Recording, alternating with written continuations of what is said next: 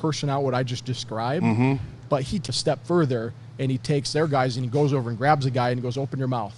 And the guy opens his mouth, and he's got fillings. And he goes, those fillings were done in TJ. No way they're done down here and wherever they were. Right. This guy's coming with us. So it's just perfect. Yeah, Ed blows my mind. Perfect. Ed blows my mind. With the stuff he brings up, he literally blows my mind, because even his takes on how he views things in scenarios. And, you know, do you see, and this is something to get into, because there's tremendous holes, right, in law enforcement and in certain areas that there's just not enough training in that space. Yeah, absolutely, John. And, you know, I've been teaching military and law enforcement for a lot of years, and recently I have transitioned. Honestly, I'm aiming this stuff at our community members, at the mom and pop, because think about the tactical community where, I still train military and cops, but at least military and cops, at least they have some type of training to go off of, whereas your average pastor, you know, mom and dad PTA meeting has zero. Nothing. So, yes, our cops and military need it, and I'll still do it, obviously, but there's just this huge, huge gap of nothing. The situational awareness training in academies, we both know, is bullshit. Like, it's terrible. You know, getting to the point where Ed is, or you are, with your knowledge of understanding where all the threats can come from, not only it's a joke to say it saves lives, right? It doesn't just save lives. It brings you to a point where you're identifying so many different things, just even in your day-to-day life, that you haven't picked up on, and dangers and scenarios, and you're constantly playing almost like Kim's game in your head. And I question sometimes, not everybody's equipped to live like that. Like, not everybody wants to live like that. Some people just want to walk down the street and they're like, if I get hit by a car, it's over, and like, who cares? But you find a certain special somebodies, especially highly trained people, special operations, SWAT team members, as you get to those higher levels, their brain function, do you find that it's a function of them just being such ADD? Or is it like, do you look for the guys that, like, you're like, that guy has it, like, whatever it is? I honestly, from my perspective, John, I look for the person who you just said, oh, that guy's got it. I'm not looking for that person. I'm looking for the person that has the ability to learn. Right. So if I'm talking to a group of people and I see, you know, I'll throw 100 pounds of shit at the wall. You hope 5 pounds sticks, you know. But you'll see that one person in the crowd, their eyes go wide, and you can almost see the light bulb go on, and you go, that guy right there. They might not even understand fully what I'm telling them right now, but it's like you saw a connection happen in their brain, and you go, that's into, you know, very hardcore people, secret school, special forces, and they're people that operate at the top of their game. But if I ask them, hey, can you teach what you do to that person? They don't have ability. That's just inherent in them, you know? So I need trainable people that I can get out there and have passion for it. So. Yeah, I mean, I just wonder, like, you know, when you bring up civilians, right, and you bring up working with churches or schools, not everybody's going to have the ability to do that. So you got to kind of sometimes, as an instructor, as you know, you're sometimes, especially working in a group where somebody brings you in and says, train my group. At the end, there's going to be some type of analysis where you're going to say, listen, based on your team, this person has it, that person has it. I don't know about this person if they're going to grab it. Or do you just try to teach the masses and dumb it down? Because this isn't something to fuck with. No, absolutely not. And I don't dumb it down, and I deliver it into where they can use it immediately. So let me give you this example. I'm a teacher for the FBI InfraGard program in the field office in LA. I'm teaching a big class. There's probably 90, 100 people in this class in the FBI building. I'm giving them gold. I'm leaving it not all in the field, John. I'm giving it every tip and trick I've learned in the battlefield and training and all that. It's just gold. You can see them up. It's a mix of cops and executives and whatnot, professional people. And we do end-of-course critiques. And the guy who brought me in, Rocky, he sends me the end-of-course critique. He goes, check these out. And he sends me, they're all great. They're all foaming at the mouth. When I get done training people, they want to use this stuff. They want to teach their family. They're just ready to rabid, you know. And I get done, and I look at this critique, and it says, I was giving law enforcement examples. And the couple, apparently, that I gave were male. They were real world. They really happened. I have tons of female law enforcement military examples. On that day, I used 2 of those, and all that person heard my entire talk was a 4-hour training session. All they heard was, you know, in this day and age, you know, you could have used some female, you could have thrown in the female, you know, section in there.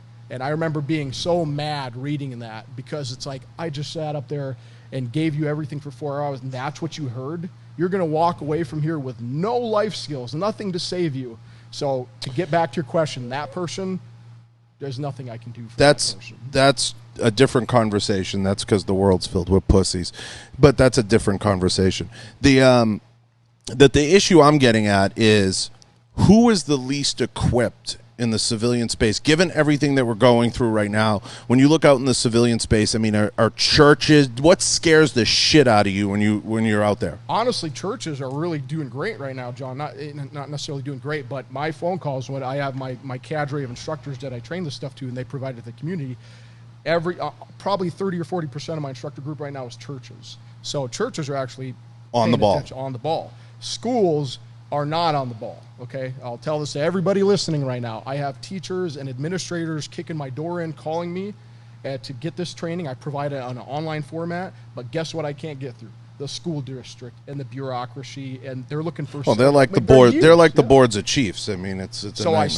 I stopped teaching. So I stopped even talking to school districts or them, and I just advertise and I discount heavily towards teachers, so I can just get them in the room. They're paying out of their own pocket to come to my training, which is a damn shame in this day and age. Schools and hospitals scare the shit out of me.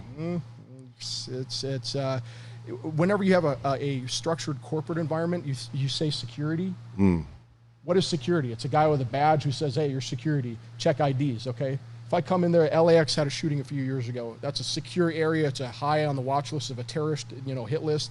And the guy with the AR drives right up and starts shooting into the thing, because they're not prepared to deal with a kinetic threat. They know how to deal with a fire and evacuation and all that, but when it comes to the kinetic threats, we're way behind the power curve. Doing much better nowadays. But why are we so behind with dealing threats? Why are we so poorly?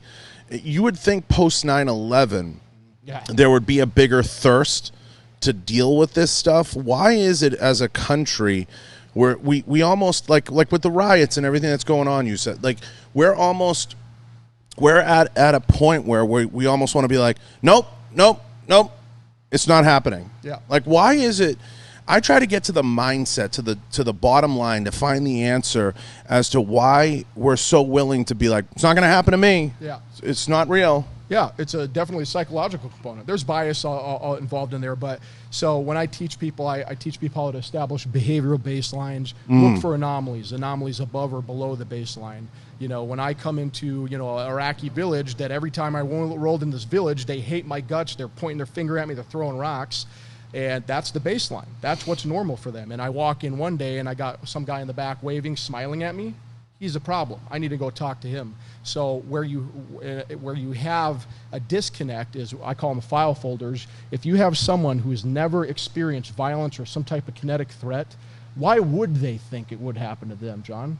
Remember that sniper I talked to you about? Mm-hmm. He was shooting. We were running around looking for a sniper. If I said, hey, be on the lookout for a sniper, where do you think everybody's looking? If I said, on the other side of this building, there's a sniper, everybody's looking up and out, 900 meters away. That's the file folder we had. Well, in reality, this guy was shooting from like 50 yards across the street from a vehicle, and specifically a taxi, okay?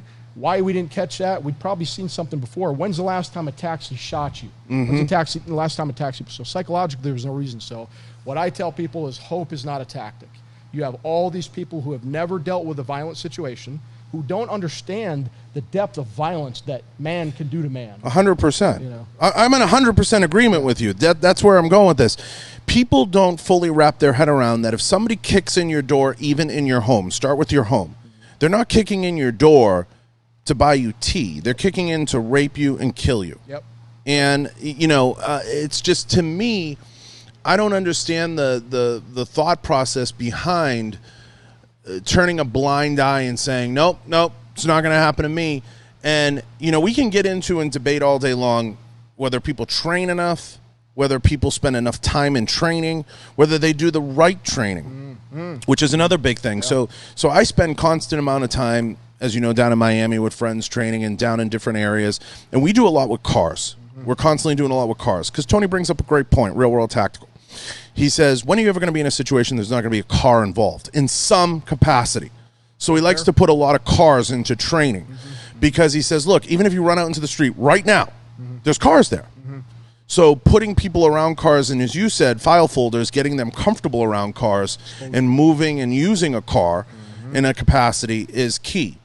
And I agree with that. And that's where the file folder analogy hits home for me. Yep. It's creating not looking at something and thinking it's oh my God, like, whoa, what's that? Like, it's Chinese to them. Yeah. You have to start to look at everything as, like, I've been through a lot of different trainings, different SEALs, different people, and they make me look at the situation a lot differently. Like, I look at everything as like you could use it as a weapon if you needed to. You know what I mean? Like, how could I make this? In this room, it's easy, but sorta. But the reality is something as simple as your training hits home to me, because I can't imagine a world where somebody can't give 4 hours or 8 hours to somebody like you, somebody like Ed, where you have the ability to sit down and the ability to learn at least a little bit better your perception of the universe, how you see the world. Yeah. And I can't understand what the roadblock would be against that. Yeah. You'd be the first person I'd want to bring in. You would think so, but before the range. Yeah, you'd think so. And there's tons of I'm no psychologist, but I think it's a defense mechanism. I mean, think about it. Let's turn it around a little bit. You and me, we're big guys, we're tactical, we've got the military background, but think of your mom and pop, 60, 70 years old, never held a gun before. They're maybe in their later age. Riots are happening, everything's popping off. What options do they have to protect themselves? Not with a weapon system, but if they've never been exposed physically, they don't have the physical ability. They've never heard of Yousef, Badou, or John. They don't know this information. So for me, it feels like it's just a defense mechanism, and they fall back and they go, you know what? And subconsciously, I have no way to deal with this, so it's never going to happen to me. So let's walk through this. Let's say, just so I can walk everybody through where the puzzle pieces fit. Let's say I sit through a 4 or 8 hour training with you and Ed, or just you. What are the steps you walk people through as the next approach? Because you get people that maybe it's not a gun, maybe it's a blade, maybe it's this, maybe that. Because I couldn't imagine. Maybe it's not anything kinetic. Maybe it's not anything kinetic at all. But I just couldn't imagine walking through professions, being a teacher today, and not having some type of defense training. Yes. Yep. It's. So I'll start you from block one. Block one. Block one is mindset training, understanding physiological responses you have in your brains to fear or threat. Look, we are all animals. We're all animals out here. Some animals have more brain stuff than other animals, okay? Us being, we have emotions, we can think, we can do inductive and deductive reasoning. That's what makes us humans, makes us real smart. That's a smart part of our brain. The problem is that smart part of our brain we've developed over the years is not really good in survival situations. Think of it like the guy with the glasses, with a pocket protector. It's really good at critical thinking, but when violence pops up, that's when your limbic system, your fear centers, pop in. We've been using this stuff for millennia, John, ever since we've existed. But I think because of technology, we've whipped so hard, we forgot about that. So, give you another example. All I do is I bash your head full of specific behavioral indicators, blanching, pacifying behavior, situational awareness, what they look like. So I just bash your brains into all these specific indicators, all right? What I'm trying to do is stop denial from happening. Because what we've just been talking about, those people that you don't understand, 10 times out of 10, what people see, the biggest mistake people see is they'll see a behavior, they'll see an action, something happen in front of them, and they'll go, well, that was weird. You know what? That dude's probably just A, B, or C. They fill in the blank. That's not your job to fill in the blank. That's their job. If something is weird enough to where your conscious mind has picked it up, that usually means your subconscious is screaming at you. Your subconscious is built to pick up on fear and threat. It figures it out wicked quick, faster than your brain can pick it up. I spent, so much time studying whether it was fear or approach to situations. You look at guys like Clint Smith at Thunder Ranch. You look at guys like Tony Blauer, Ed, yourself, and Clint Smith is an on the range guy, but Clint has his approach to putting something down, putting a threat down, and that's what I feel. Yes, and that's what I feel his biggest, I mean, look, teaching a keyhole is one thing, but I feel his differentiator in the space he's in is he has that approach of, well, if it's moving, it can shoot me, so shoot it again. Yep. You know, and I think that understanding, as you said, mannerisms, situations, and this type of training mindset in developing your own, and everybody, whether you do jiu-jitsu, whether you do MMA, whether you do shooting, whatever it is, lifting weights, everybody has a situational awareness indicator. Mm-hmm. Some have stronger lead indicators, some have weaker indicators, and all fighting, whether you're arguing, debating, or throwing punches or shooting, is a management of distance. Mm-hmm. Okay? Like so whether you watch John Jones fight and the way he throws kicks and manages distance, he almost never hits the ground. Mm-hmm. That's why he can fight 100 fights. Yeah. You can't get him down. Mm-hmm. Mm-hmm. So you have to get to him before you can hurt him, right? Yeah. And it's the same thing in an argument or anything else. You have to find that trigger. Mm-hmm. You have to find that thing that's going to get somebody going. If you're 20 feet away, you might use a pistol if someone's running at you with a knife or a gun. Yep. But we live in an era now, and this is what I want to get to. We live in an era now, cancel culture, everything aside, where literally people are defending themselves for defending themselves. Yep. Mm-hmm. So a lot of the rules get thrown out the window. You can be the best situational awareness expert. You know, you take the woman, I believe it was in California, who was a pro shooter who shot the guy with the knife charging at her. That situation. Mm-hmm. She literally has to defend her career and her livelihood because she's highly trained, highly skilled person. And they said, well, because she's a pro shooter, you know, she had the ability to put this person down and she shouldn't have done that. I mean, he was charging at her with a knife. Mm-hmm. And that's a blunt example of situational awareness. But we're in an era now where, Yousef, you can't, there's almost no right way to handle anything anymore. And how do you combat that? You know, like, what if I see somebody in an airport and I believe that they're a threat? And I'm working security and I'm, you know, Joe's security guy, and I went through your training and I see this person, furtive movement, you know, potential weapon that I've seen in glancing. I want to question them. Obviously, they shouldn't have a weapon in an airport. Obviously, they've passed security in some way, shape, or form. It's almost as if you're guilty if you stop them. Mm-hmm. Mm-hmm. It's scary time. Yeah, very scary times, especially with some of the stuff I teach. Yeah. So how do I still exist, John? How I haven't been canceled, you know? How I've been taken out, because I really focus on the facts and the research-based behaviors. Pull your mic clear. Yeah, I really focus on the facts and the research-based behaviors of these fierce threats. So, an example, a security guard takes my training and does something.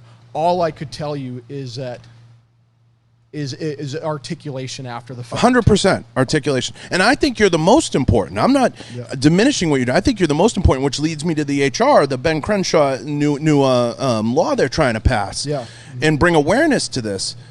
We need to stop these threats sometimes before they happen. Yes. And we need to get out in front of these things. Yes. And I'm a big advocate of that, and I'm a huge fan of that.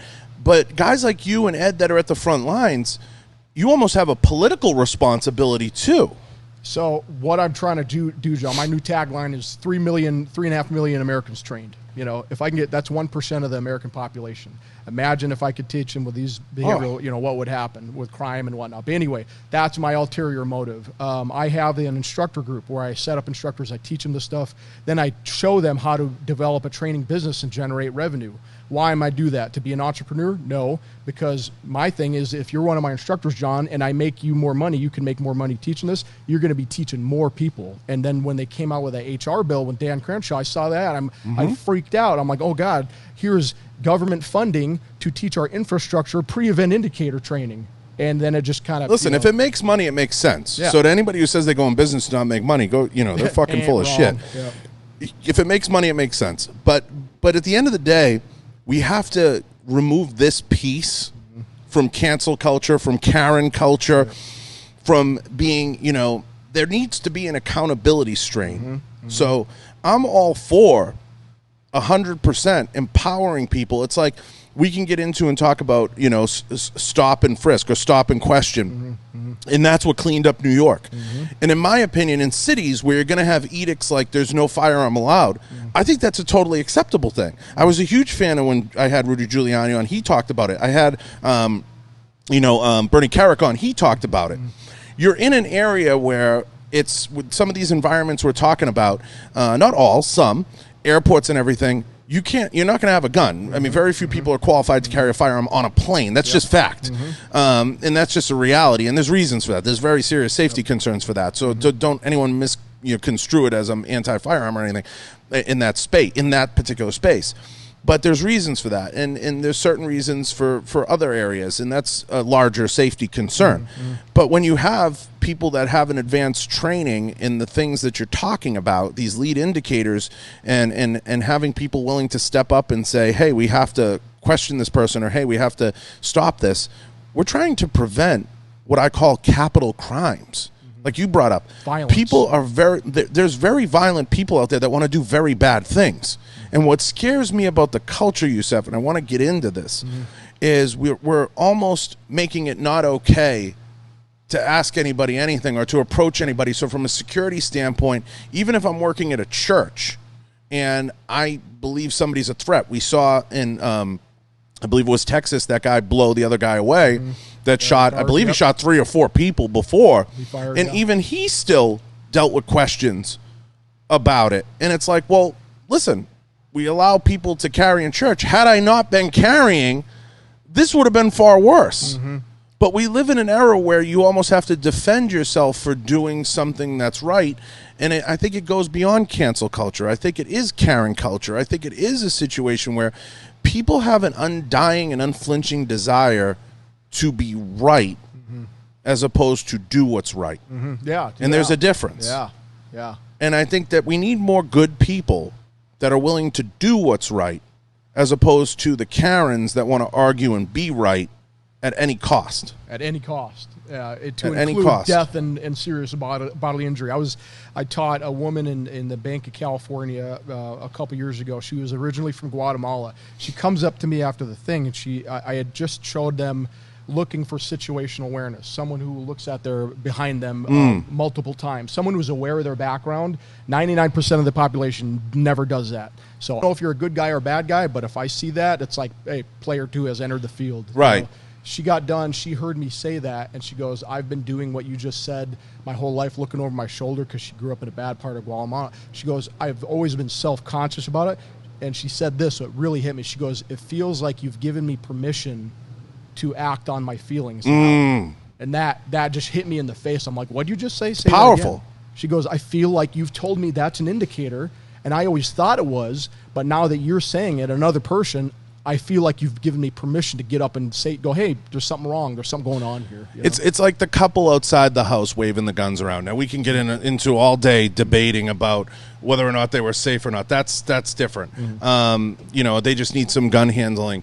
But these people are willing to storm their home, and everybody's prepared to throw the homeowners in prison, right? Granted, I think the guy will be okay. I believe he's a lawyer, and I think he'll be lawyered up, and I think he'll find a way out of it. The DA just dropped the charges, and that DA just got reelected. Hey, look at that. Funny. What are you going to know? And I think that situation will work itself out because I think he was a lawyer. I believe. Or both lawyers, I believe they both were. Now, their gun handling skills is a different conversation. But property laws are not. But we were totally prepared to condemn them, and not us, but people were totally prepared to judge them and condemn them. I'm like, motherfucker, if they come in my house, are you out of your mind? Are you out of your mind? On the plane on the way here, John, the L.A. district attorney got protesters showed up at 4 or 5 in the morning. It was dark at their house. This is the DA for L.A., for Los Angeles. Is everybody here? District attorney. Protesters went to their house. The husband comes out. It's dark. He's got a group of people standing on his porch. What does he do? Draws a pistol, tells them to get the hell off his porch. They leave. He just got charged. Javier Becerra just charged him, the DA's husband, with brandishing a weapon on his own property. That just happened this morning. That was like 3 hours ago. I mean, where does... So this all ties in to when smoke is fire, in my opinion. And when you have the ability now to step up and say, this is right, this is wrong. It's like what's going on with these riots. These riots aren't okay. Nope. I don't care what these liberal mayors and governors say. They're not okay. They're not peaceful. Nope. And I'm talking about the non-peaceful ones. Yeah. We know where they are. Protesting is a constitutional right that we should all exercise as good citizens of America. The riots that are happening, the violence, the death. How many people are dead now? What's the count at? We're I don't even want to. We go down that wormhole because we're going to get into the suicide rate with COVID and everything else. It's ridiculous. But we live in an era, and I'm not going to get into the orchestration of Antifa and all those things, but we live in an era now where it's okay for me to break into your small business, destroy your small business, spray paint it, bankrupt you, but I'm in the right, and you have no recourse, and that's okay. And if you hurt me, I'll call the cops, and they'll arrest the business owner. 100%. Yeah. It's a scary time. It's just, and you know, people when they hear my training, behavior analysis, they immediately, what do you think, John? Immediately, people go, "Oh, this guy's teaching people to profile." Immediately, the P word comes out. And we've turned the profile of that word into a bad word because we attach racial profiling with it. And what most people don't realize, like, racial profiling is stupid. It doesn't work on its face. Just think about the people that we fought, the enemies of America, ISIS, Al-Qaeda. You think ISIS are running around with just, you know, Arabs like me with beards and man dresses? No, there's blonde-haired, blue-eyed people from, you know, the Netherlands. So I don't care what you look like. I care how you act. So, you know, people put the blinders on. They're looking for physical, you know, things and going, "Oh, that person." When in reality, I care about the behavior. I don't care what you look like. If you give me the behaviors or if you're a threat, now you have my full attention, and now I am against you. Like, especially if you're doing violence, protesting all day long. You start breaking windows and doing capital crimes. Now you're my enemy. Capital crimes are the big one with me, and I bring it up a lot, you know, all the time to people. I'm like, do you understand? I'm not talking about, you know, a $2 B&E here. I'm not talking about breaking up Starbucks. I'm not talking about petty shit that happens. I'm not talking about somebody, you know, snatched a pack of gum. I'm talking about people who are rapists, who are murderers, who are kidnapping people. I'm talking about violent people. And history has shown us violence and people who commit capital crimes, they're usually repeat offenders. Very few are what we call rehabbed people. Yeah. Where they'll go, be incarcerated, do whatever amount of time, come out, and they never do that again. It's very rare. That's a fair statement, I think. Definitely. Check this. This is the study behind it. I'll give you some research, John. So back in the day, like 80s, 90s in New York, people were jumping subway turnstiles, right? So if you're a New Yorker and you pay your, you know, to get through that subway, does that piss you off? You know, it only costs like $1 or something, 50 cents, whatever it was back then. But you'd pay your 50 cents, your dollar, and that person in front of you would jump. So citizens were getting pissed, and they said, "We paid our money." So the NYPD is like, okay, we'll take care of it. We'll clean it up. Yeah, we'll clean it up. So they start putting undercover down the turnstiles, and they start grabbing these people who are jumping the turnstiles. What do you think happens, John? What type of people do you think they started grabbing? Were these, you know, executives and church pastors? They were grabbing these people, and they're finding like lots of dope, guns, felons, like murderers who they've had warrants on them. All these seriously bad people, and like, of course, NYPD's like in the background high-fiving, like, "Yeah, we're cleaning up the city." You know, it's kind of a byproduct, but the psychology behind it. Think about it. If I'm willing to jump a turnstile, if I'm a murderer or a you know, drug dealer or whatever capital offenses, what do I care about jumping a turnstile? Oh yeah. So if I see someone, you know, put a brick through a window on a protest, you know, that has indicators along. I'll be very, you know, we can be very blunt about it. I think profiling is a dangerous thing and can be a slippery slope, and I think you agree. But I think as it pertains to certain things, there are certain tendencies. Now, where profiling goes awry, I'll pick on myself. I'm Italian. Does that mean my whole family and myself are in the mafia? Yes. Of course. But, you know, so you have to understand, you know, where the limits are of profiling, but that takes a well-adjusted person, and it's just like anything else we can get into. There's not a person, as I brought up many times on the show, that doesn't condemn what happened in Minnesota, but that doesn't mean that it's okay to go and burn 7 cities down and then allow this to go on and have these politically driven narratives and have these things happen. Now, I'm a huge advocate of situational awareness, of educating people, of bringing the things that you preach and teach to the forefront, and I really hope Ben Crenshaw gets that HR bill through, and that helps fund some of you guys. But I think it's incredibly needed at the ground level, in the churches, in the hospitals, in the schools, in the sports arenas where kids are participating in sports, those security officials, those people, because they need that basic level training. Do you know how many times, whether it's, you're in these places and the people just like look in a bag and they just let you go, and it's just, it's like, there are times I'm a trained guy. It's fair to say I'm a trained guy. I've had some formal training. But it's, I don't look at myself on your level or Ed's or certain people, but I'm a trained guy. Do you know how many times I've been like, wow, this place ain't safe? Yeah, and when learning about the behavioral indicators, it's kind of scary because it rips off that thin veneer of security we think we walk around with every day. You dig 2 or 3 layers deep, we are not physically safe, And I tell people, like in terms of violence, and guys like us, we understand this, but people who haven't exposed to it, I go, look, you and your family, you and your loved ones you're trying to protect, think of yourselves as like Apollo 13, you're out there in the middle of space. You have access, you can call anybody on the phone, every brain in the world, every genius in the world to help you. You can call anybody for any advice. But the reality is no one's coming to help you. No one's physically coming to help you. You got to figure it out.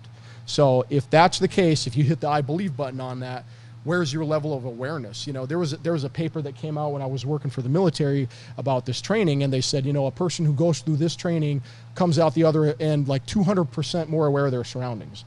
And, we all had a laugh over that. I'm not an educated man. I thought it stopped at 100, but apparently it just keeps going. So we cut that down. What if I could only make you 10% more aware? What if I could only make you 5%? What if I could show you one little behavior and all I could do is make you 1% more aware than you were yesterday? I bet there's a whole lot of people that could use that, And like I said in the beginning of the show is, I got this training after all my combat deployments. I didn't get any of this training. And I was standing there pissed, shaking my head like, where the hell was this 3 deployments ago? This could have brought, some of my friends home. So that's what really drives me is increasing 1, 2, 5, 10, 20% to keep people safe. God, it's so, and it comes back to training in context, Yousef. And what we see is a lack of context. I've been on ranges where you see guys train, and they're doing real world scenarios, what I would call maybe low visibility training, potentially duty training, and a lot of times, like I've asked the instructors, and I'm there as in a consultancy basis. They'll say, "What do you think?" And I'll say, you should do some stuff where like stuff's in their hands, and they're like, "What do you mean?" I'm like, how many times a day do you not have something in your hand? Your cell phone, your car keys. And they're like, what do you suggest? I'm like, how about having the guys like hold a mag and then draw and shoot? Yeah. And they're like, whoa, like mind blown, So it comes back to like contextual, bringing things in context. And so you understand situations. You understand what might present itself. You might have a coffee in your hand. How many times do you see a law enforcement or a security official, somebody, they have coffee in their hand? You got to drop that and you have to react. That's a flinch mechanism. How do you, as Tony Blauer would say, how do you weaponize your flinch? How do you react? What's the immediate reaction? What's the immediate course? So I think, bringing all these things to the forefront and making people aware and continuing to bring these things to bear in these different environments is going to be tremendously useful. And we're just in such a scary time now with all these different things going on that people don't understand what's real and what's fake and what's context and what isn't, and what understanding the environments that they're in. And if you're not, like, what blows my mind sometimes, people go watch the riots, like I'm gonna go see. I'm like, what do you mean now go see? Now you're in the riot. And you've totally put my sensory I don't go to that shit. Like, I laugh about it because I'm like, my sensors would explode. They're like, what do you mean you want to go? I'm like, I would be like, are you out of your mind? I just have a huge fear right now for society, where it's going, the direction, and the failure to incorporate the principles that guys like you, guys like Ed, people are preaching. And I think people need to shut the fuck up and pay attention.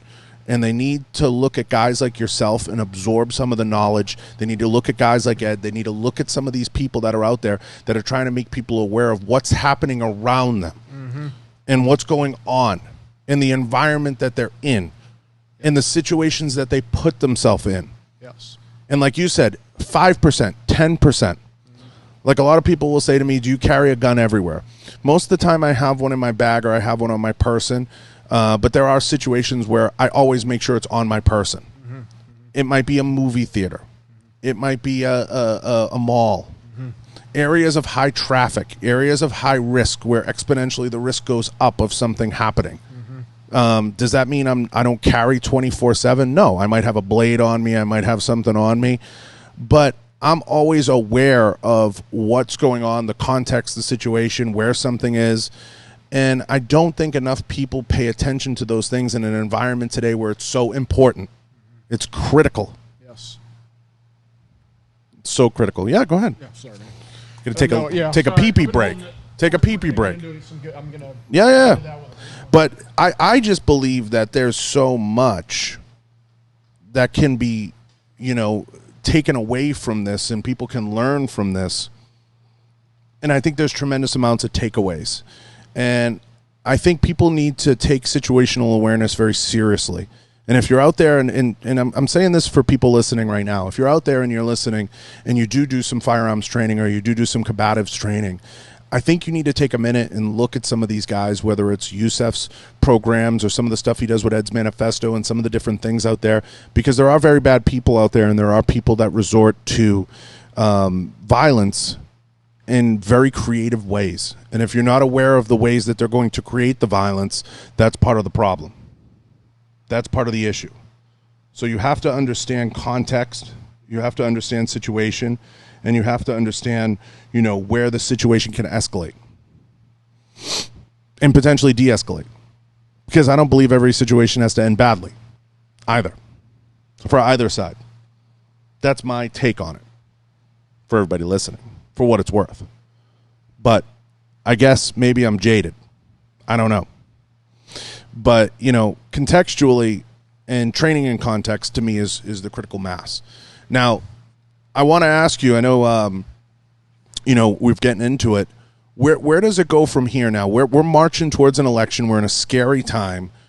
Well, not just for you and your business, but where does it go from here? And what suggestions would you give to, the mom and pop business owner, the person out there that's just trying to get through this, to weather this storm during COVID, during the riots, during everything? Mm-hmm. Yeah. Like, where do they start? Yeah. So on the political side, it's left foot in front of right. I think we're going to get past this weak ass crap, no problem.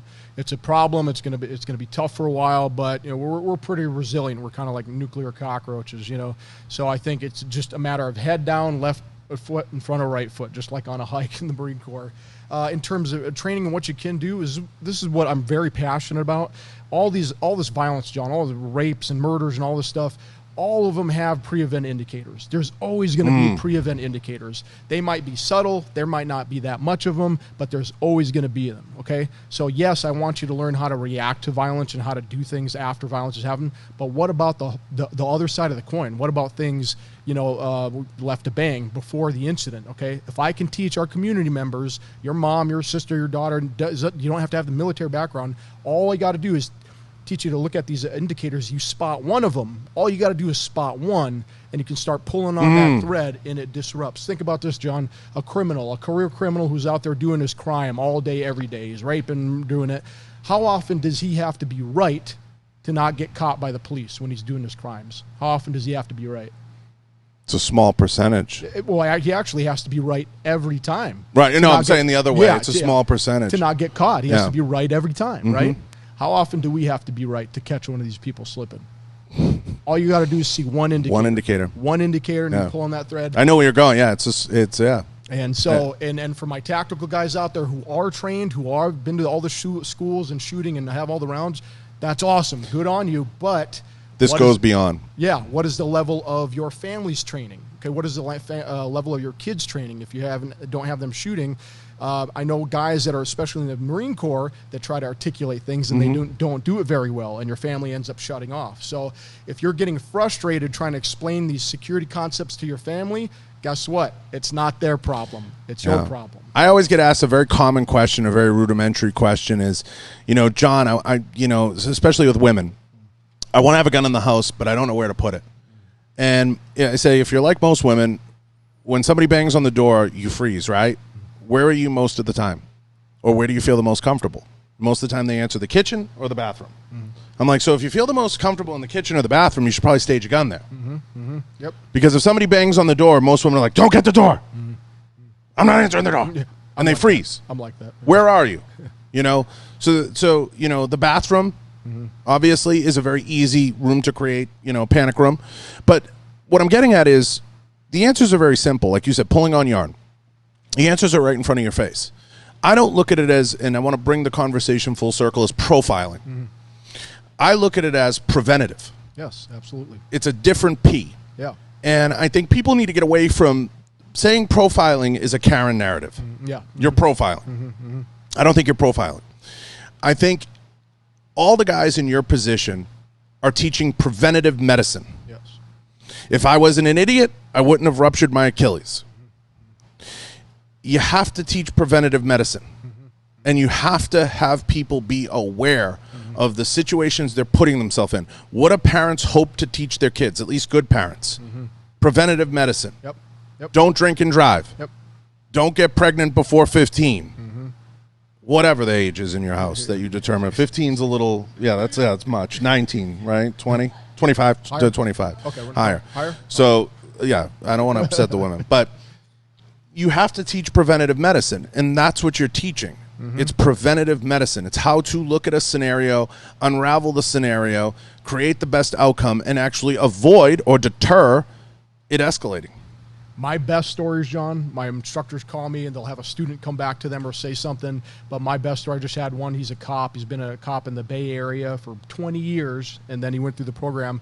Long story short, that the coolest stories are the ones that don't have a crazy ending. 100%. And they're like, we're in the plaza, we're in these two guys in bikes, and this happened, and everyone's waiting for the punchline. And then a good day for me is, and then I go, all right, then what happened? And they're like, well, I don't know. I grabbed my wife and I got the hell out of there. And I'm like, well, the best stories end with I went home. Yeah, nothing. I don't know what happened. Nothing. Yep. And I tell people all the time, because you understand the nature of the gun industry. It's like, how many people did you kill? Yeah. And it's like, well, none. And I hope none. I hope never. And you don't want to do that. Yeah, I mean, you shouldn't want that. Doesn't make me more legit. That sounds like 30 grand in legal fees. I don't know. Yeah. I mean, I don't know that makes me more legit. Yeah. You know, I can get 97 black belts and 47 grandmaster chips from IDPA or IPSC.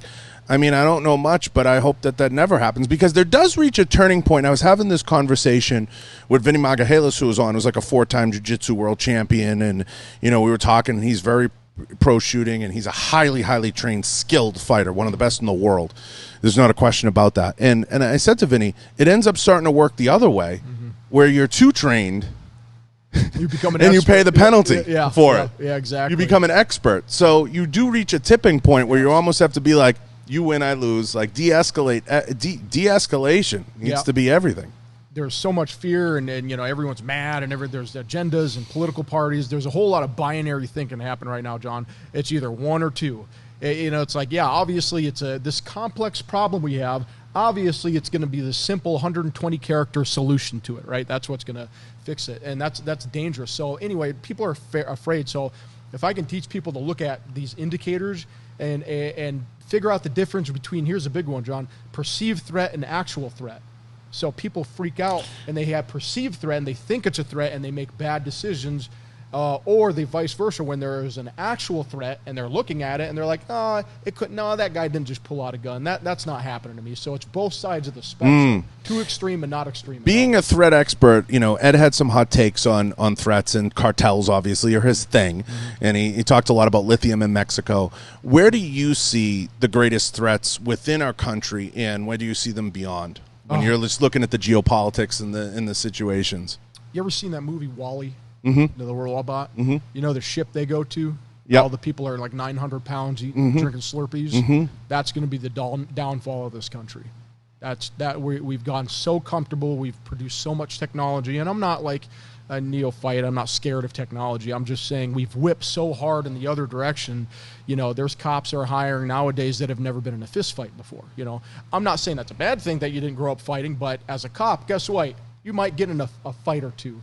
So, and you see third world countries who are much harder than us physically. Not smarter or have the resources, but my old company commander, I'll put it like Phil Lang. Yeah, if you're out there, Colonel Lang. Hey, Phil. Hey, Phil. Probably going to come find me in my sleep for calling him Phil. But he used to tell us before our deployment, he'd ask us, we'd be working out or doing whatever, and he'd go, what do you think your enemy's doing right now? What's your enemy doing right now? And we're like, oh, he's training too, you know? And he'd lose his mind. He goes, your enemy's not training. Your enemy's in the war right now. He's fighting actual, real life and death right now. I think, John, that's the rest of the world, or a lot of the world, and I think we're, really stuck in Twitter and Instagram, and we're just like developing these first world problems at a cyclic rate, faster than anyone can keep up with.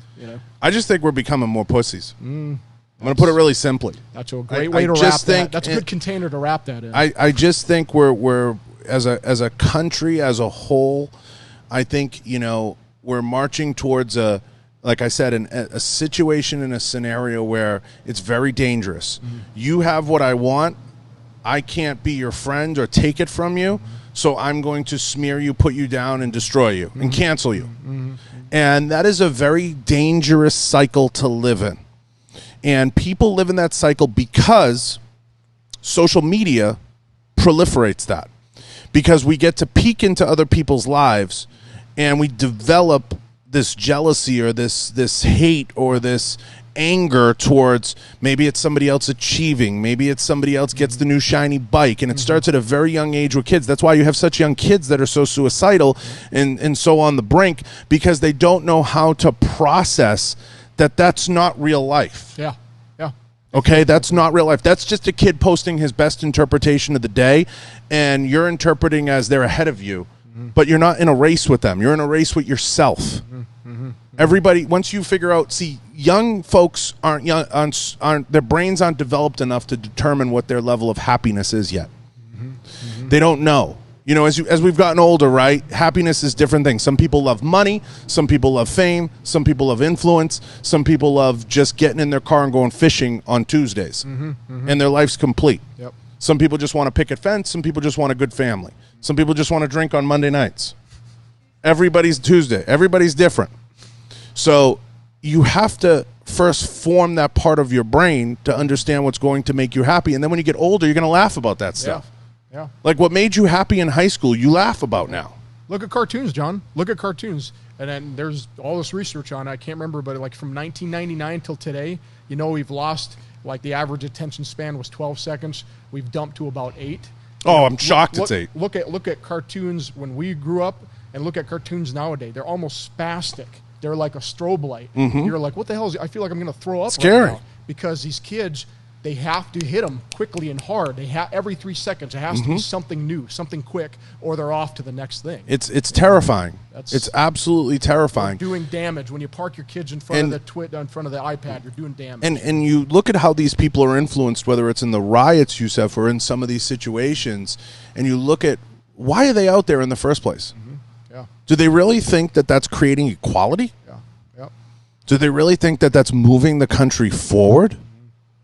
Okay, it's agitation. It's agitation. It's just base. I could have got in front of him, John, been like, we're going to go attack every left-handed red hair person here, and that would have been the target. When I believe, in all actuality, once you develop those parts of your brain, and once you get to that point in life, most people just want to be left alone. Yeah. Most people just want to do their thing. And if I asked everybody in this room, most people are just like, I just want to be left alone and do my thing. Like, I want to go to my kids' hockey. I want to go to this. I want to go to that. I want to have my drink on Tuesday night. Most people just want to be left alone. They don't want to be dragged into all this shit. Like, we elected somebody to run the country. I don't want to sit there and watch the news and have my brains fucking smoked because I'm trying to figure out and decipher what's best. At the end of the day, the only say I have in it's when I go to the poll. And the reality is, yes, protesting is a good thing. Yes, speaking up is a good thing. Yes, making yourself aware of your political surroundings or the things that are going to affect you is important. But you also can't let it consume you to the point where you're going to do jail time. You're succumbing to these influences. You're giving into this propaganda, because literally what I see is it's wartime propaganda. That's all it is. You turn on CNN, that is literally wartime propaganda. 24 hours a day. 24 hours a day. Goebbels could, would roll over his grave if you could see the capability, the amount of, volume they can shove in your face. My partner Mike said this the other day. We were talking, and he goes, he was running on a treadmill in like a hotel. He's running on the treadmill. It's like 5 a.m. Everyone's in there to get fit. Sun's not even up, and it blew his mind because he looks over at the treadmill, and the 4 people next to him, they've all got the news media blasting. So you're working out your body. You're being physically healthy, but you're feeding garbage right into your brain. At a pipe. And people have to understand, and this is a different part of the brain as you get older to develop. You have to realize that the news media, it doesn't pay to be right. It pays to be first. Yeah. Yep. Just put it out there. And that's why you see these monster payouts of things like this kid Sandman, getting $250 million from each of these, news things, and they don't care. They'll pay it out. Yeah. Mm-hmm. Because they'd rather put the propaganda out there. Yep, definitely. And it just feeds into the fear, and specific with the behavioral domains when you're talking about it, especially when in riot or in protest environments. One of the domains I break down is proxemics, the distances we keep. And human beings, we don't like being on top of each other. So just the fact, what you said earlier, like, let's go watch the riot, you just became more of the problem because you get closer and you get closer, then you bump someone, and it turns into a mosh pit. You all started to show up there for the same reason, but next thing you're beating on each other, and that spreads like a virus in a crowd, Are we marching towards a huge problem in this country with pedophilia? Is there a bomb that's about to drop with all this because of everything that's coming out? I know you read the cards and you look at the lines. Do you see, because this Clinton thing hasn't even got an ounce of press, even on the mainstream channels. And I think for Fox's purposes, I don't think they beat it to death because of the respect for the presidency. But at the same time, I think we're marching towards a huge pipe bomb of pedophilia about to blow up at some point. I've dealt with it from the law enforcement perspective, and I'll tell you, it's ugly. And it's been around so long. It's like maybe we've just started recording this history of all these monsters out there because they seem to be like, don't do this. What does Dane Cook say? Google the pedophiles in your neighborhood. Don't ever do that because it's just like, they. So yeah, I from a law enforcement perspective, it is rampant, and it's a whole industry in itself in the criminal world there. Yeah. It's ugly, and it's hard to teach your kids to make them aware of these situations and of these things and how they get sucked into it because of the targets and who they target. Like this Epstein thing, they targeted underprivileged, children, women, somewhere between, what was it, like 13 and 17, 16, and these were hard luck women, came from abused households, maybe had no place to live, and he was dangling $200 in front of them to get butt naked and get a massage, and it was all happening like for years and years and years, and nobody was fucking saying anything. Then when they finally did, they buried it. Yeah, everybody knew. So I just think, that tells me we're marching towards a pipe bomb with this whole pedophilia thing. And is there a way to educate children? Is there a way to save them? Because I just think it's such a hard nut to crack, and those are people that could benefit the most from teaching situational awareness, making them aware, because these kids, it's just, there's no way. How do you get them out of those situations? Because they're in such a tough situation because of who they target from the get-go. Yeah. 2 points there, John. The recruiting of sexual, the human smuggling is a transportation crime. Right. Okay. You're just transporting. Human trafficking is using them in a sexual purpose, but it's not just sexual. There's actually labor ones, being used as a slave labor. It's not a sexual component. But here's the thing, John, I want everyone to know is it never starts out with that like that. It's like, hey, you want to come, dance naked at this place? Hey, you want to, be? It never starts out like that. And I know this because ISIS recruits their international fighters the exact same way. Everyone's laughing at Twitter. That was one of their main wings, and it starts out with something innocuous, and then it's little by little they break you down. Then they start isolating you away from your family. So any signs of isolation, any of that, but also, there's tons of stuff we could talk about. Families, parents, you need to be. I know you like this, John. You need to be Karens about your kids, and you need to be Karens about your kids' social media. You need to have access to that, whether they like it or not, whether they know or not. You need to be monitoring everything that's happening, and within the Twitter, whatever they're using to monitor them, you need to be up on I shouldn't call them acronyms, but the Urban Dictionary, okay? It's a pain in the butt. Half the crap doesn't even make sense, but you need to be update on an Urban Dictionary. Just go, bring the app on, and if you see something funny in your kid's social media or some type of messaging, you need to Google it immediately, because that could be some innocuous whatever kid hide and seek game, or it could be, you know, the recipe of how to shoot ketamine, you know. So those two things, be very present and intrusive and very caring about your, you know, underage kids' social media, and, I like that. and stay up on that urban slang. Yeah, be caring about your kids. Yep. Because I just think I think a pipe bomb's about to go off with the whole pedophilia thing, and I think I think Hollywood's done.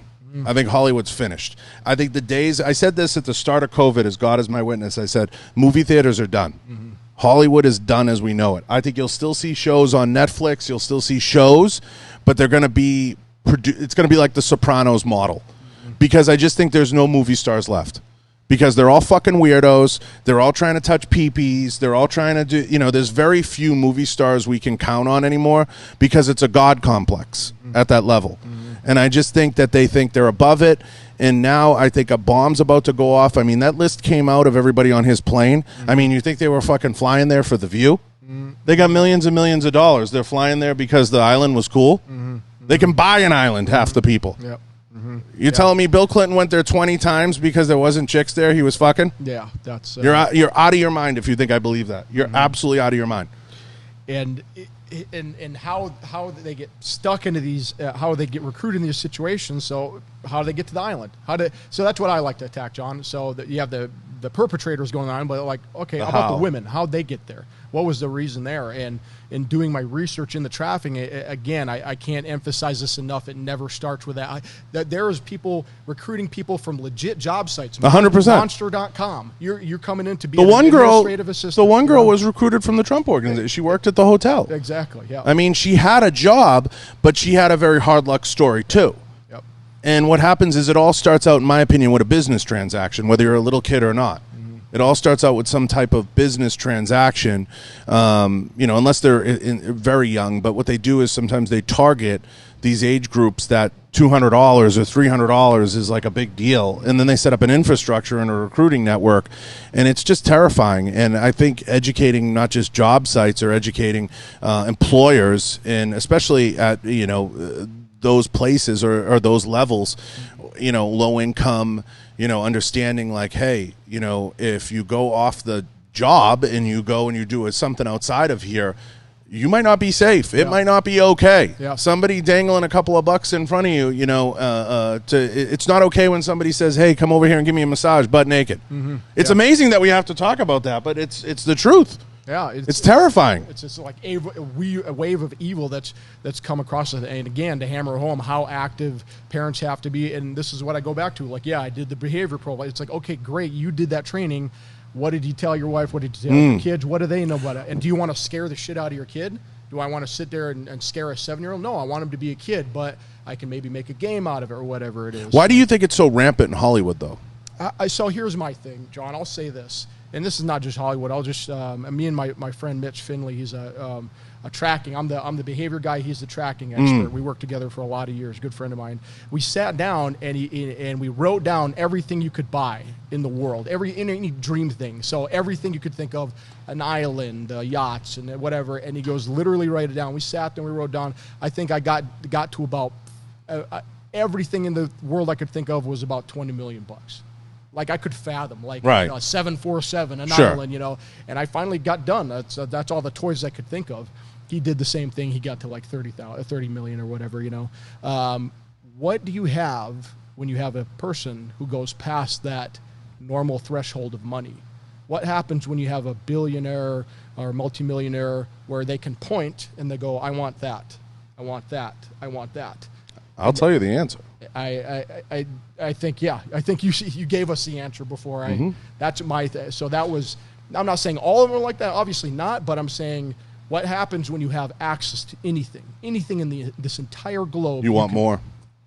Or you start developing weirder, like the guy in the Purdue. You know, you start going down these strange stimulus paths, and you end up a pedophile or a murderer or some wild thing because you know. everything you can touch, you can have. What does that do to your philosophy in life? Your senses. Yeah, your morals. So I have my theory was this, and I've said it many times on the show. You'll meet a lot of people that have one of three things. They'll either have money, power, or influence. Those that have one want the other two. Some might have 2 out of 3. When you reach a level like a Bezos or certain guys, they have all 3. Like you said, it's a very hard, you start to develop a God complex. It's a very hard thing to process. Mm-hmm. Like Jeff Bezos is probably one of the richest, most powerful people in the country, right? Mm-hmm. He's the one guy, when he gets up and speaks, and I'm not saying Jeff's a pedophile or anything, I'm just saying he's the guy that all the CEOs pick up a clipboard and they're taking notes. Mm-hmm, mm-hmm. That's a very powerful thing. Yes. He has power that stretches far beyond money, mm-hmm. fame, and influence. Yeah. He's literally a market mover, what I would call nation state. Yep. So what happens is you get these guys, so you take a guy like Epstein, who had money and power. Mm-hmm. He had behind-the-scenes power. He had what I call inwardly facing power. Mm-hmm. He got his high or touched his dinky out of the influence. He liked influencing people. He knew he could influence the puzzle pieces just enough to move the needle for him. And that's what got him off. Yeah. Mm-hmm. And to keep it clean for how many years? How many years has he been doing this? Fuck, 20 years? Yeah. 20 years? 10 years at least, 15 years. Was he the first case went back to what, 2000? Yeah. I believe. Yeah. How many people it touched and how many people are involved? Was he just like that savvy of a ninja, or did he have, He had the clout. Yeah, the clout to influence. That thing went all the way to the feds, and he got it tossed out. Mm-hmm. I mean, he had the clout. So when you're someone like Ghislaine Maxwell, you're able to go lease this $10 million property, and you're able to just walk around and tell people, do this, do that. Most people can never process that amount of power. That fathom, yeah. They can't wrap their head around it. And that is an indicator, an outlier to me, how people handle power or perceived power, mm-hmm. how people handle influence or perceived influence, or how they handle money. That's why we always say, like, money changed him or her. Mm-hmm. Or power changed him or her, or influence changed him or her. Mm-hmm. These people evolve, like you said, and develop these weird, things. Like, I'm not going to get into like subterranean lizard people or anything, but or conspiracy theories. But this is, like we talk about, a key indicator. And I think, a lot of times that's why I say Hollywood's done, is because these people reach a level where they literally have handlers. And that's why people who fall from grace in Hollywood, they can't handle the fall. Yeah. And they end up, whether it's suicidal or they end up in these bad places, it's because they no longer have that influence that say. You had Harvey Weinstein literally sitting in a hotel room. Now, granted, I have my thoughts on certain scenarios of the Harvey Weinstein thing, and I think we both do. I think everybody does. I mean, come on. Like, there were times where he was inviting people up there and, he had no pants on. Like, leave the fucking room, mm-hmm. Like, I mean, give me a break. Mm-hmm. But, that to me, there's blood on both sides mm-hmm. with that. Mm-hmm. But there's things he did that's not okay. Yeah. Mm-hmm. Yep. That's not normal. But nobody blows that ain't normal whistle. It's literally going back to denial. No one wants to believe they're in that situation. No one. That's literally all I do is fight all day. So I guarantee there are people in that situation that saw a person with no pants on and a woman walk in, and I guarantee it was more, if they didn't know what was going on, it was more like, oh, he just must be changing. That's the tail. Your brain will default. It will concoct something. It's not necessarily their fault. In the absence of something, it'll go, yeah, that looks close enough to me. When in reality, you should be like, what the hell was that? That doesn't make sense. It's not your job to explain away these crazy scenarios, especially when you're dealing with people with that kind of money. What is it, like Pablo Escobar? They were running after him, and they were chasing him for like a year, and like the heat was on, and he turns around and goes, you know what? I want you guys to back off. You guys are freaking me out. Check it out. If you guys give up, if you don't arrest me, I'll pay the entire country of Colombia's debt. and most people would be like, well, we don't negotiate with terrorists. What do you think the Colombian government did? And half the people in the government were like, oh, damn. Okay. Because it becomes a business transaction at that point. We're talking about trillions or billions or whatever at that point, It's just, the point I'm getting to, talking about situational awareness and understanding people's motives and understanding what drives people and understanding that there's bad people in the universe. Mm-hmm. there's so many subject matters you can peel into as an instructor and a teacher and someone who educates people, but there's so many things to be aware of and so many things in this moving environment that we're in today that we're not only unaware of, but unequipped to teach. Yes. I couldn't teach a young kid today about not becoming part of sex trafficking or not becoming a risk for pedophilia, right? I don't know the term. But how to unravel that ball of yarn. One, because I don't have kids, so I don't fully understand it. Two, it's one of those things that I just don't have all the data. I don't know the pitfalls. I don't know what to look for. I feel like parents need that. I mean, you could teach a Zoom course tomorrow, and I think you'd get 1,000 parents to sign up. What? Say it. Yell. So I think it needs to go back to like preschool. Preschool. You teach your children to be confident. Confident. And okay with their bodies, confident enough that if somebody does come to them, a coach, a teacher, an aide, somebody on the playground, another student, and they want to touch you inappropriately, or even just touch you in a way that you don't want to be touched. It's okay to say something. It's okay. There's a, but there's a huge hole in the market for educating that. yeah. I think we just found another business for you. Yeah. There's a huge hole in the market for that. So, John, that's where all the holes are. Tell me a situation where situational awareness is not a good thing. Right. Schools, yep. Realty, yep. Nursing, medicine, military, law enforcement, families, PT. It just keeps going. That's my biggest problem. I just don't know how the struggle for you and your team is going to be getting past Karen culture to the point where it's like, oh no, you don't have the right to, like you said, when you pull that string. It needs to be okay to pull that string. Yeah. It needs to be okay to say, hey, it's not all right for me to walk in a room and you got no fucking pants on. Yep. That's not. I'm not okay with that. Yep. It's the confidence in that individual to know that Mrs. Dark Alliance. Yep. She's spoken.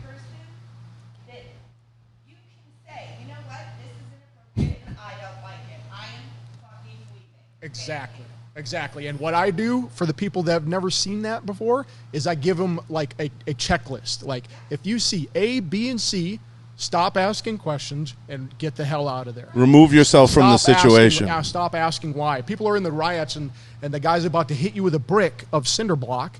Stop asking why. I don't care about why. I care about staying alive right now. I don't care about your ideology. I don't care about any of that, So most people are missing a conscious checklist. Most people have never been exposed to it. I just did an interview with a sexual traffic, a human trafficking survivor who she was trafficked and she was kept in a closet for 6 months. Jesus Christ. 6 months in Irvine, California. Anybody know about Irvine? It's a really nice, ritzy part of town, and she was a slave for that entire time. And what really blew my mind that there was actually a upbringing cultural component from a woman's perspective where basically she told her mom what happened, and the mom was like, don't say shit to your dad. Don't say a damn thing to your dad. This is a traditional family, and that's just how it was done. She never got the talk. Hey, if someone touches you here, that's not okay, and you should do this. She never got that talk. So it was a cultural component and just an everyday component, and that was the saddest damn thing to me to hear that. All it would have taken was someone to go and, if this happens, anything I teach, I didn't invent any of this stuff. It's not rocket science. Everyone thinks it's all whiz-bang till I show you something, and then you're like, oh, God. And then you think about it, and you're like, oh, no shit, that kind of makes sense. And you're like, yeah, no kidding. And then you can't unsee it no more. Yeah. It's just this whole pedophilia thing is going to be a huge thing from an awareness standpoint because I think it's going to blow up. Yeah. And I just have my beliefs on I don't think necessarily, like, look, if Bill Clinton's not going to make the news for taking, 47 rides on the Lolita Express, I don't see it blowing up, but I see it getting to a fever pitch, especially with Hollywood, because I think there's a lot of Hollywood motherfuckers right now looking around like, I'm going to go get Greek citizenship or I'm going to go do that. You know what I'm talking about? And they're running for the weeds. Yeah. And you're seeing a lot of guys kind of duck out and be like, my career and my legacy's on the line. I got to fucking take a powder here. I got to take a knee. And I just think it comes back to those three themes. And I think when you get to those levels, those are the scariest motherfuckers out there because it's not that they can make you disappear, guys we know can make you disappear. It's not that. It's that they can literally quiet you, and that's scarier.